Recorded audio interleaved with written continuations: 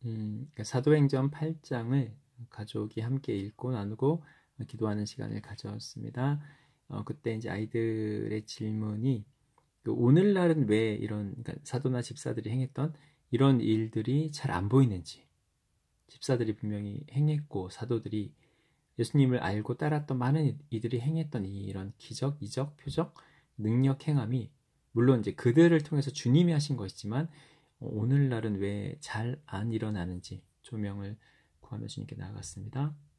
그때 주님이 어떤 선 금을 보이신 것 같습니다. 사람이 한 개를 지어놓고 금을 그어놓기 때문에 그 이상 올라갈 수 없는, 사람이 한 개를 지어놨기 때문에 그냥 네모난 화면에 선을 이렇게 좀 그어놓은, 한 개를 지어놓은 그런 모습입니다. 그래서 경험할 수 없는 거라고, 누릴 수 없는 거라고, 하나님이 하실 수 없는 거라고 말씀하시는 것 같습니다. 인간의 한계라고 여겨지는 인간의 그 기준, 스스로 그어놓은 그 금, 선 때문에 제한하고 있기 때문에 우리가 받지 못하는 것입니다.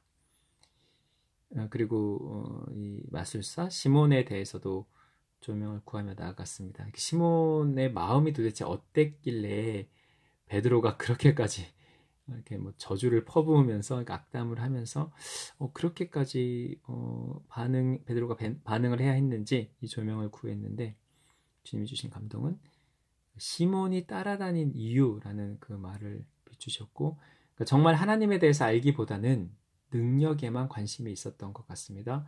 시몬이 빌립이 행한 기적, 능력을 보고 나도 이런 강력한 능력을 갖고 싶고 이것을 통해서 나를 높이고 싶고 자랑하고 싶고, 능력을 보고 있는 이 사람은 놀란 것이고, 능력을 보고 놀래서 그래서 따라다녔고 그 능력을 위해서 기도했고, 그래서 저 성령을 받으면, 베드로가 와서 이제 안수했을 때 많은 일들이 일어나는 걸 보면서 저 성령을 받으면 나도 그와 같은 능력을 받게 되는구나, 이제 그것을 돈으로 사려고 하는 마음이었던 것 같습니다. 그런데 사실 좀 무지하기 때문에 그럴 수 있지 않을까 좀 생각도 들어요. 그러니까 뭐 공짜로 구한 것도 아니고 돈까지 내면서 대가를 치르고 얻기 원했는데, 오늘날 기준으로 하면 이 정도면 굉장히 좀 나이스하다라고 볼 수도 있을 것 같다는 생각을 했습니다. 겸손한 자세로 따랐고 세례까지 받았고, 베드로와 요한한테도 뭐 좀 굉장히 낮은 자세로 온 것 같고, 이 정도면 오늘날은 바로 장로로 교회에서 세울 수도 있을 것 같은데, 리더로 세울 것 같은데 왜 그 저주와 엄청난 질책과 책망을 했는지 조명을 구했을 때, 시몬 안에는 빌립과 같은, 빌립이 보여준 그 이상의 능력과 기적을 행하고 싶은 마음이 가득했고, 그것 때문에 따랐던 이유가 그것이고, 만약에 그 능력을 얻게 되면 얼마든지 떠나고 능력을 행하고 자기가 사람들을 모으면서 관심을 받고 그런 마음, 그러기 위한 마음이었다고. 오직 그것, 그래서 자기 욕심을 드러내지 않고 능력을 받기 위해서 따라다녔던 그런 것이라고 감동을 주십니다. 이제 그렇게 나눌 때 이제 은석이는, 막내는 평화로운 숲속에 털복숭이 괴물이 있는 그런 이미지를 보았고, 이제 이것에 대해서 조명을 구했을 때 시몬이 빌립을 따라다닌 이유, 그 능력, 기적을 얻기 위해서, 그것을 받기 위해서, 하나님이 이 능력과 기적을 빌립에게 행하게 하신 이유, 사람을 살리기 위해서, 하나님께 돌아오게 하기 위해서. 이 능력과 기적은 하나님의 마음을 따라서 하나님의 목적에 맞게 사용해야 합니다. 그렇지 않으면 이것이 사람을 베는 칼이 될 수 있고 하나님의 뜻과 어긋난 사단의 도구가 될 수 있습니다. 막내가 본 마치 평화로운 숲속에 털복숭이 괴물 이런 걸 봤다는 것은 하나님의 것, 거룩하고 신성하고 아름다운 귀한 그것에서 우리의 욕심이 자라나고 하나님의 뜻과 어긋나는 마음이 생겨났을 때, 이것이 점 하나일지라도, 털끝 하나일지라도 하나님의 것이 아니다, 하나님의 것과 반대된다, 그러므로 악한 것이고 의로움이 아니고 불의가 되고 평화로운 숲이 아닌 두려움, 음습한 숲이 된다, 그런 의미로 비추신 것 같습니다. 그러면 이 시몬의 마음, 시몬의 이 모습과 같은 그런 것은 오늘날은 어떤 모습일까요? 어떤 형태로 드러날까요? 오늘날도 시몬의 마음과 같이 겉보기엔 굉장히 교회 활동 등 열심히 하고 정말 헌신하고 수고하고 충성봉사하고 시몬과 같이 인정받기 위해서 하나님 마음과 어긋나 분명히 다른 그런 마음으로 소위 열정적인 신앙생활을 하는 모습이 많을 거라고 생각이 드는데 어떤 그런 모습이 있다고 저희가 인지하고 있으면 될까요? 주님은 대부분 그렇다고 하시는 것 같습니다.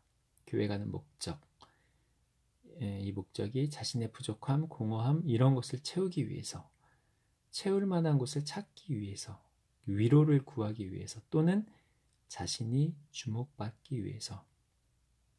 그런데 표면으로 드러나기보다 사실 감추어진, 본인 스스로도 잘 인지하지 못하는 감추어진 이유라고 하시는 것 같습니다. 사실 그렇다고.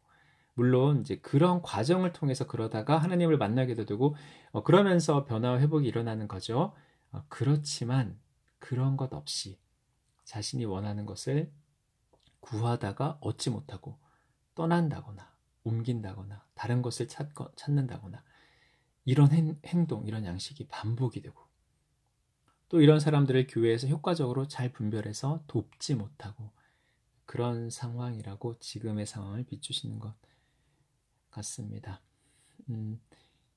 아이들을 위해서 기도한 다음에 다시 기도한 부분은 저희도 어쨌든 영혼들을 섬기는 어떤 그런 좀 입장에서 물론 우리도 누군가의 섬김을 계속 받는 거고 함께 더불어 주님께 나가는 거지만 베드로가 시몬의 중심을 보고 인도하신 가운데 분명한 말을 했는데 이 모습을 통해서 저희가 받기 원하시는 부분이 무엇인지 조명을 구했습니다. 근데 이제 주님은 좀 웃으시는 그런 것 같습니다. 그러니까 베드로처럼 이렇게 하면 당연히 안 된다. 이렇게 할 수 있는 사람도 없다. 그 정도의 그런 어떤 하나님과의 친밀한 영성 거의 없다고 하시는 것 같습니다. 우리가 이렇게 온전치 않아서 워낙에 약하고 실수도 많고 그렇기 때문에 베드로만큼의 영적 권위를 가진 자가 없다. 그래서 성령께서 각 사람의 마음에 이러한 이런 것을 이렇게 느낄 수 있도록 깨닫게 하셔야 하고 이것을 개인적으로 받는 것이 맞다. 그래서 성령께서 깨닫게 하시도록 성령께서 주시는 마음 받도록 우리가 기도하고 중보하는 것, 성령께서 깨닫게 하시도록 구하는 것, 우리가 직접 할 수 없으므로 우리가 직접 하는 것이 온전할 수 없으므로 성령께서 각자의 마음 가운데 부담감을 주시고 깨우치게 하시도록 기도하라. 그가 마음이 열리고 받는다면 받을 것이다. 그러나 마음이 닫혀 받지 못한다면 누가 말해도 받지 않을 것이다.